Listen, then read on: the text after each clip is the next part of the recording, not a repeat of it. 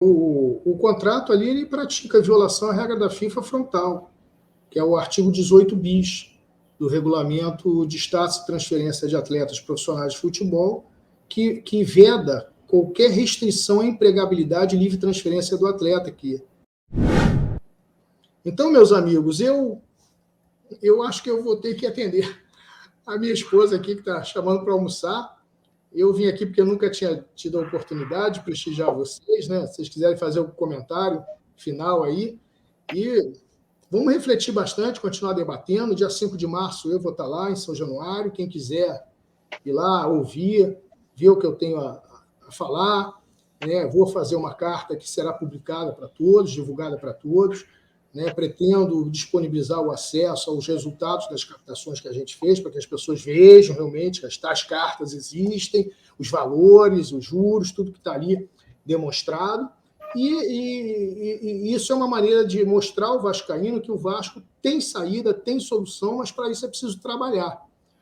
E as pessoas que não estão interessadas em realmente trabalhar duro pelo Vasco, é mais fácil vender, se desfazer, entregar.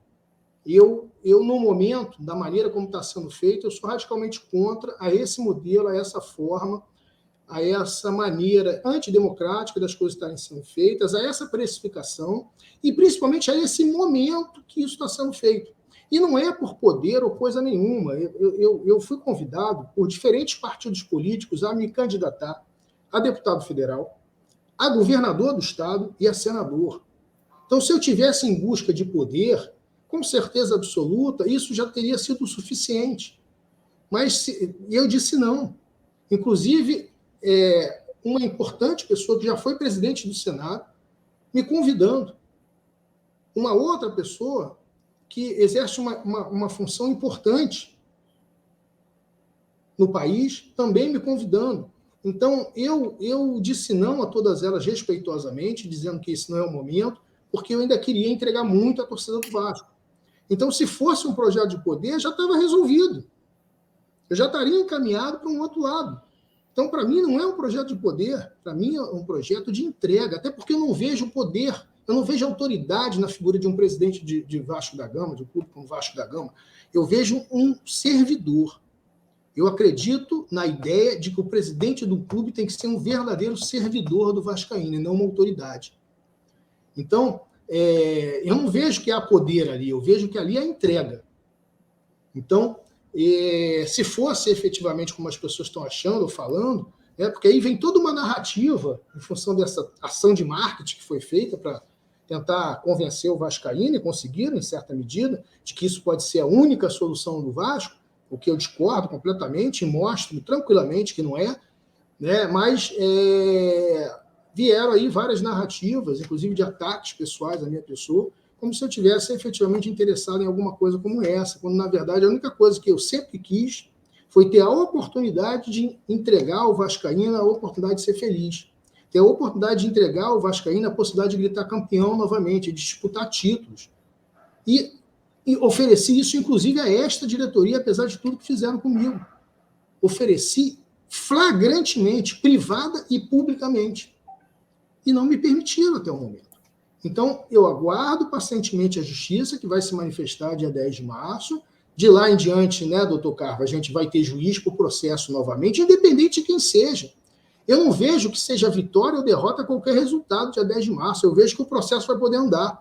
Seja com o juiz da oitava, com o juiz da nona, o processo vai poder andar. E é isso que importa.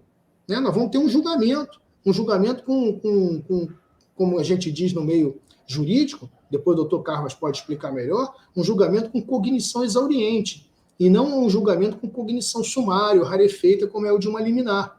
Ali o juiz vai ter que se debruçar sobre todos os documentos, sobre todos os pontos de vista, sobre todas as alegações da parte, sobre todas as partes, sobre todas as provas que foram produzidas no processo, e dar uma sentença muito mais robusta, consubstanciada em muito mais elementos do que no calor da decisão de uma liminar, que às vezes tem uma influência política, que às vezes tem uma influência de momento, que às vezes tem uma decisão que tem que ser dada para um lado ou para o outro, que pode agradar um, desagradar o outro, mas não é uma decisão aprofundada, é uma decisão de cognição sumária rarefeita. Então, o processo vai voltar a andar, e se Deus quiser, as coisas podem acontecer e talvez até justifique um pouco dessa pressa, desse marketing todo, desses ataques, dessas milícias digitais que foram feitas, enfim.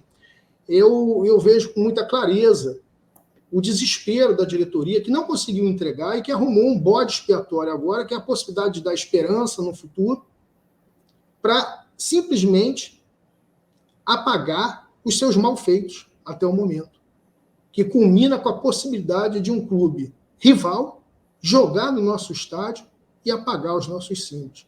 Uma tremenda falta de respeito. Um abraço para vocês todos aí, gente. Fiquem com Deus. Tamo junto, Leve. Queria só que você só fizesse um apanhado rápido. Nós tivemos aquela votação, entre aspas, daquela Assembleia Geral. Não, Assembleia Geral, desculpe, aquela reunião do Conselho Deliberativo. E foi aprovado esse empréstimo de 70 milhões. Eu estive no seu escritório quando foi apresentado todos aqueles documentos, com as cartas de crédito, toda a documentação do projeto Somos. E a alegação deles, para não informarem o teor para não informar o teor do contrato para os conselheiros, foi que existiam cláusulas de confidencialidade desse contrato, desse empréstimo de 70 milhões, se não me falha a memória. Eu, Alexandre, você também, Leve, obviamente, jamais iríamos levantar, aprovo um empréstimo sem ter, pelo menos, acesso às minúcias de um contrato de empréstimo. Então, como é que você viu aquela situação toda de primeiro falar em 70, depois 73, depois falar que era 77 Partners que estava no empréstimo, depois falaram que era o Genoa que estava emprestando por conta dos jogadores que estavam, vamos dizer assim, sendo dado em garantia. E outra coisa, eu queria que também, como você tem pleno conhecimento em direito desportivo, principalmente na parte toda de FIFA, queria que também você esclarecesse o risco que o Vasco corre com relação a essa, vamos dizer, essa garantia dos jogadores na transação desse empréstimo.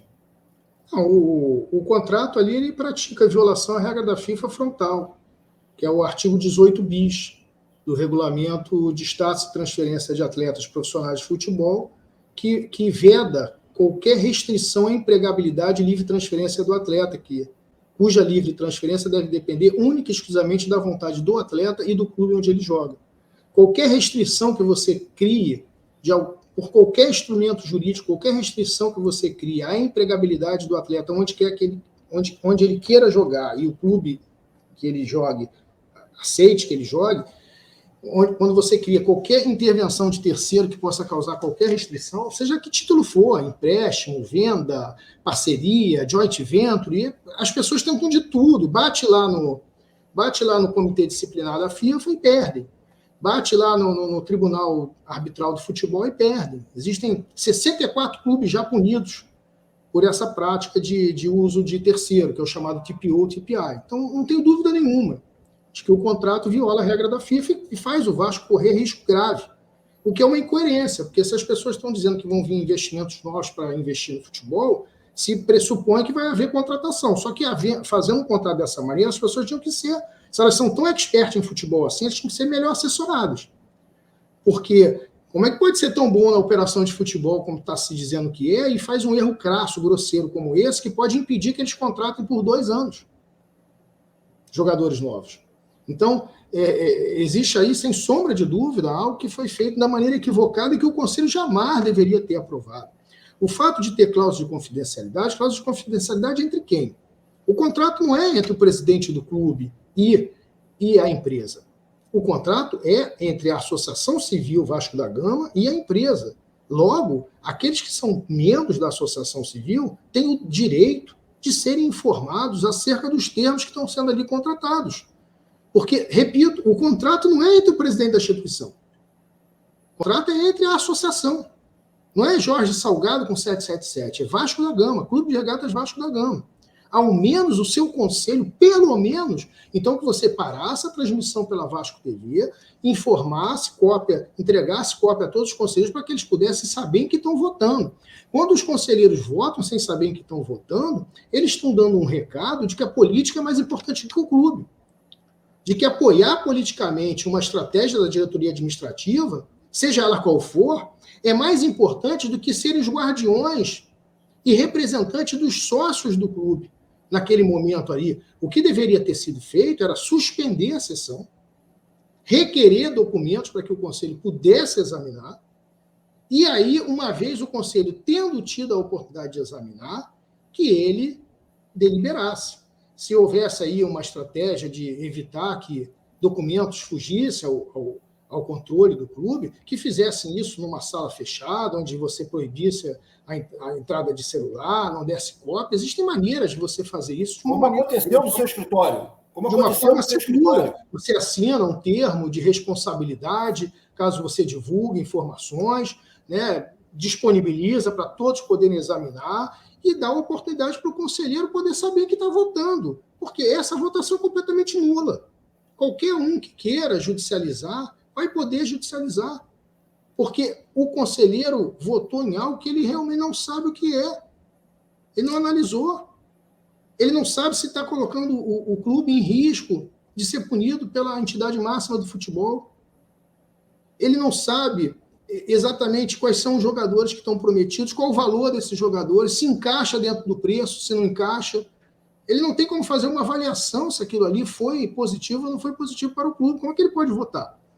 Né? Isso mostra que nós estamos correndo um risco sério de entreguismo do nosso clube, porque os conselheiros que deveriam estar ali para serem guardiões fiscais das condutas da diretoria administrativa está conivente com tudo aquilo que a diretoria administrativa está fazendo, seja o que for. Estão votando com vendas nos olhos. E isso não é proteger o maior interesse que deveria estar em jogo, que é o interesse do Clube de Regatas Vasco da Gama.